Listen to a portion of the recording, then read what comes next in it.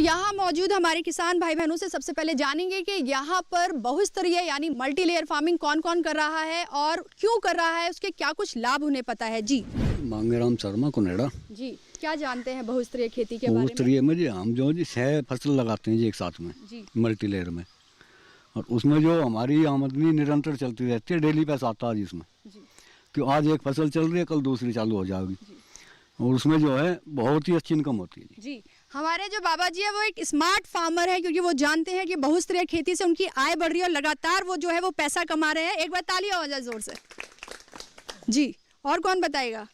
जी, मेरा नाम राजू है और मैं खेती करता हूँ मल्टी लेयर। उसमें मैं पहले खीरा बोता हूँ नीचे, फिर उसमें अदरक भी बोता हूँ, और उसमें करेला है, घिया है, ये लौकी वगैरह इन्हें बोता हूँ। मेरा परमानेंट चलता रहता है सब्जी का काम जी। बहुत अच्छा पैसा आता है और मेरा परिवार बड़े अच्छे उससे पल रहा है।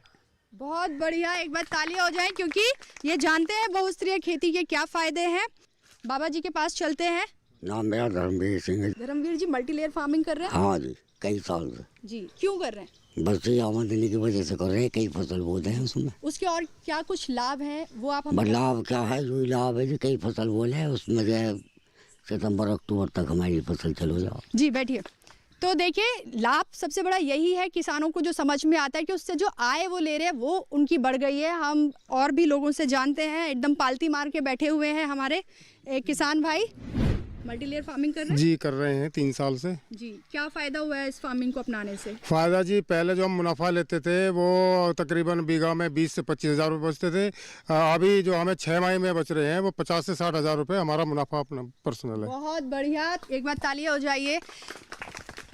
देखिए, जो मल्टी लेयर फार्मिंग है उससे ना सिर्फ आय बढ़ रही है किसानों की, बल्कि जो जैसा कि मैंने शुरू में बताया था कि जो मिट्टी है, वायु है, जल है, उसकी भी बचत हो रही है। उसको भी हम बिल्कुल, आप जान रहे हैं पर्यावरण का शुद्धिकरण तो इन्हीं से जानते हैं। तो लीलू यादव जी, आप हमें इसके लाभ बताइए। अभी आप बता रहे थे। एक तो हमारी आमदनी ज़्यादा, खर्चा कम और फसलें निरंतर चलती रहती है। एक खत्म होती है दूसरी चल जाती है, दूसरी खत्म होती है तीसरी चलती रहती है।